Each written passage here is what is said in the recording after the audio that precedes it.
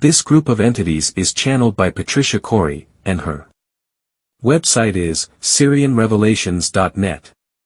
When you first pull it up, it looks more like a New Age page with some kind of mysterious gypsy woman with a crystal ball running it.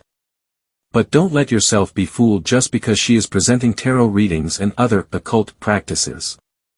Most researchers into the New World Order and the Illuminati, etc. frown upon these kind of practices, treating them as evil, and something only the global elite and other evil or misled people dedicate themselves to. I made the same mistake in the past, when I was new to all this and had just started my Illuminati news website.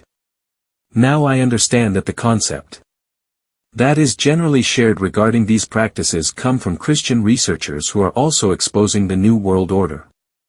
However, they see it from a biblical perspective, or think they do, and the rest of us, who are not Christians, unfortunately bought the idea without understanding where it came from.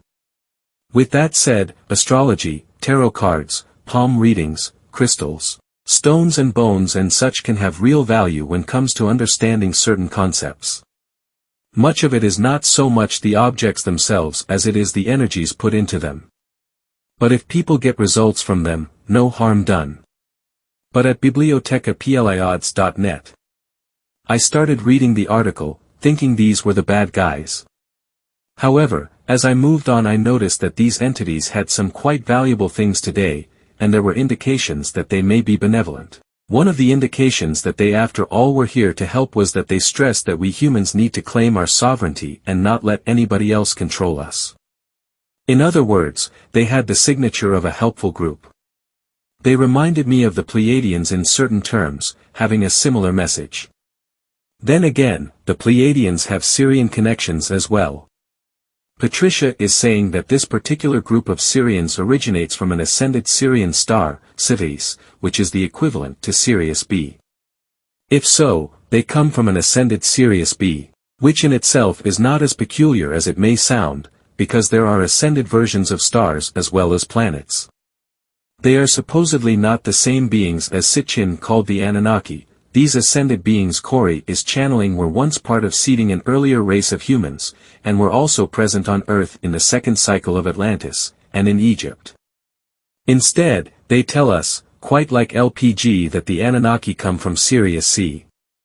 This star was known to the Dogon as Anomia, and said that it, just like Sirius B, orbits Sirius A. Sirius A has still a 3D stellar presence. While Sirius B went through its cycle and became a white dwarf, in which she ascended to what the Sirian High Council, SHC, calls the sixth dimension, which is just a number for us in order to grasp the concept.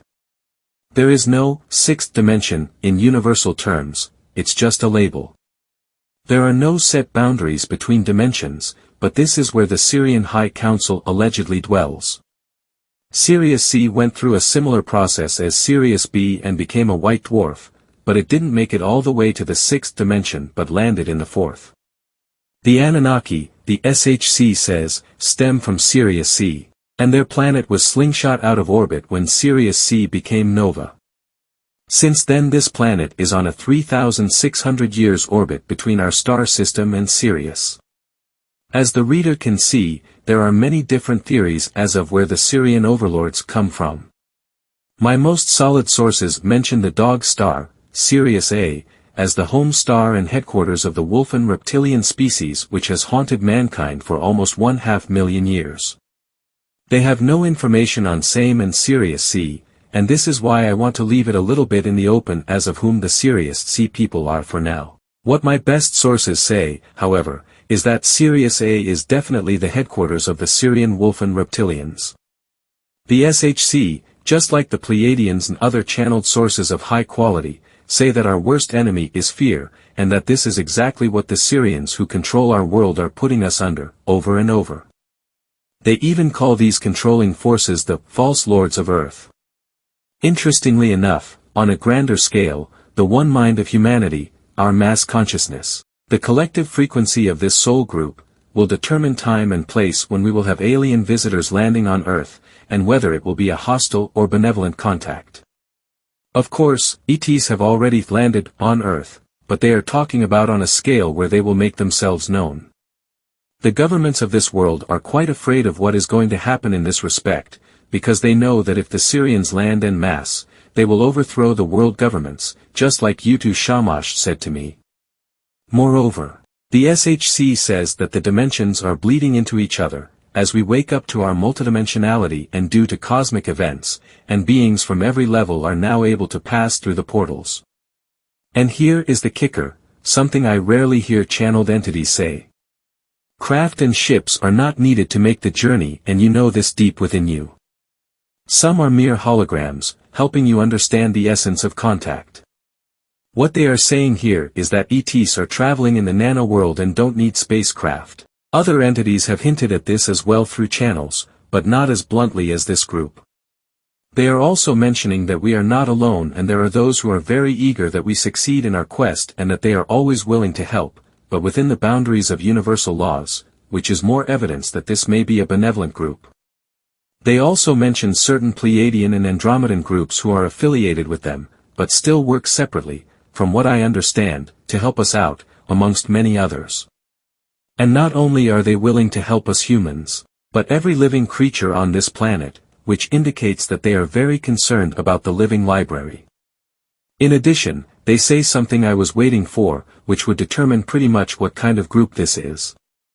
Now is the time when you truly realize that you are the saviors, you are the Earth Light Brigades, and you are succeeding in your missions as light bearers of your sphere, in this pivotal point upon the time-space continuum. This means they are acknowledging our own soul group as being our own saviors, and the forerunners have as their task to spread their light, in form of knowledge, and love, universal love, to their fellow man by simply raising their vibrations. This has, as we have discussed many times, profound effects on other people around. These being also know about the Sirian hollowed-out craft, which is indicated in the following quote.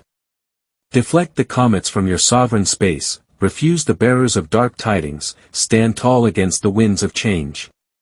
These are definitely not the same beings who are controlling Earth space, and have been for ages. Although they come from the same star system, basically, they are a different species, who ascended long ago to become interdimensional beings, just like the overlords, but the difference is that the first chose a path of ethics and morals, while the latter did the opposite.